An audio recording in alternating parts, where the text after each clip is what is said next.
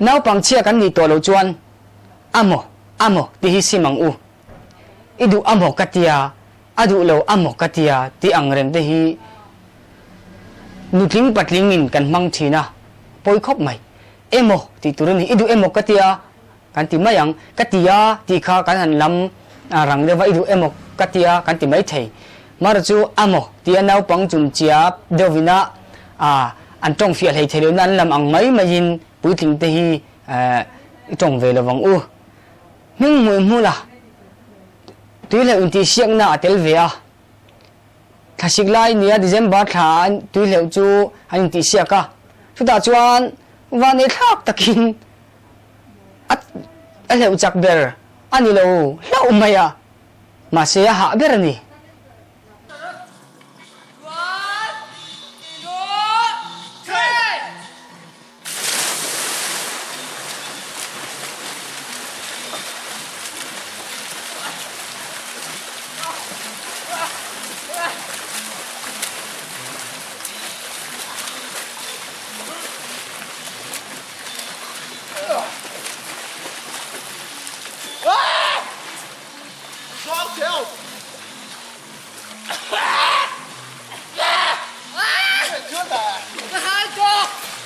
tuy liệu lắm ala ti chung jom zel do nem tia kan palai na zo na chu ming mu la chuan changin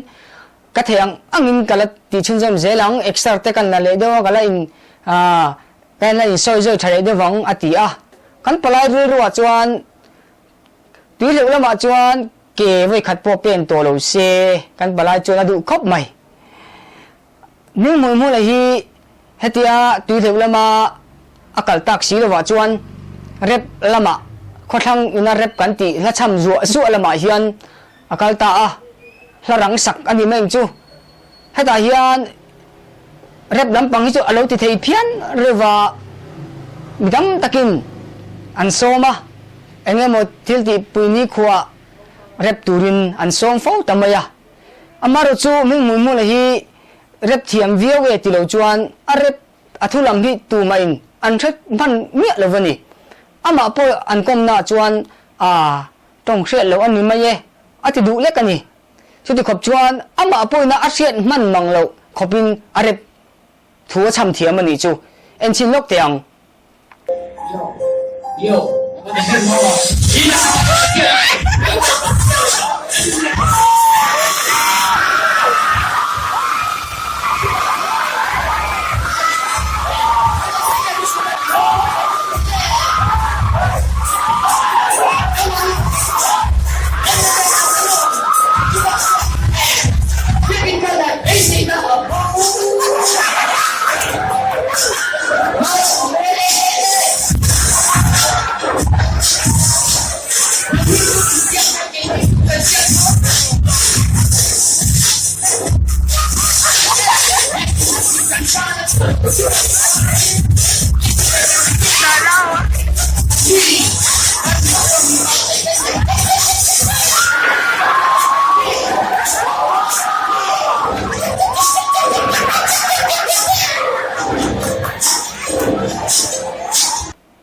khatiang khan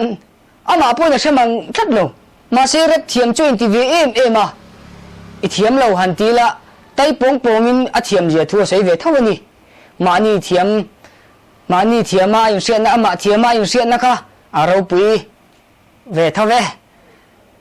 tuna he Mizo tong kan chui pe ta reu maya alom khop mai mani tong han chui ta chu ama ro chu kan chui na ko nga hian duain kan fi lu tu kem o ati thei kan sei zia chu upa ten engting no sei thina Mizo ten engting kan sei thin ti ngai tu atel lova tong chui ta chiam kan ni na langa entinan khor kan ti chu thil tia zeilo thiam lo hi nia scooty I khala I thiam hlim hlol ania ta chuanin tian ila omvel ani I tlu trep pa I thian ten iwa han khor man ti chuan iwa la thiam lo ve iwa thiam lo ve an ti na ni chu khor ti zia ania amaro chu Veikhawr kan ti hian dinglam an mang thiam lova ve an mang thiam an khor lam khan mang thiam tat chu Mizo ina Veikhawr kan ti chu ni tunla hian khor to chu mang thiam lo ti na ni wangin Veikhawr chu dinglam an mang thiam jok ti te kan lo chuak ta a rồi này đưa tên nó chiều căng tiếng đâu khan Veikhawr chuan ding an mang thiam ani ti tu an chuak tat ti tu te an chuak an ron chuak to tat mai khor chu thiam lo ange moni zai lo ni ma se Veikhawr de chuan veilam an mang thiam mizo tong chu ni upa te soidan ani chu anin ta ka chuan engwang nge Veikhawr kan ti hi alo chua ti hi sia ta har mai thei ma se ni oma lang chu mizo mi puite khovel mi te pon ni mai thei mi tam zo ki ding lam mang thiam kan ni do veka za zela chut pon ni la za zela som ko chuan ding kan mang thiam ngem o ti thei ni a chung mi te na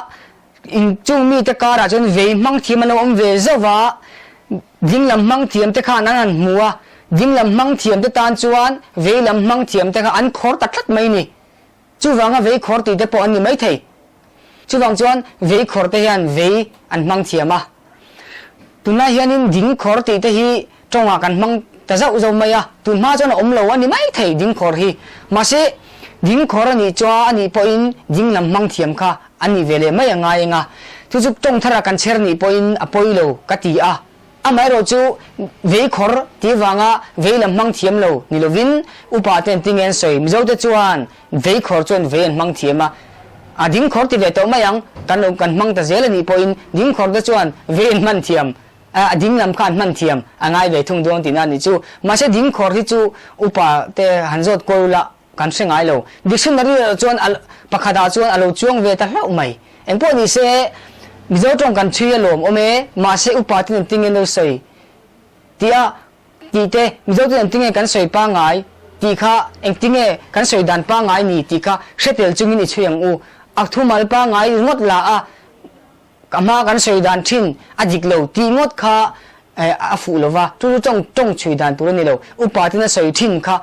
i asaplo exceptional case thi la om ve sim simani ti setel chungin i chhiang u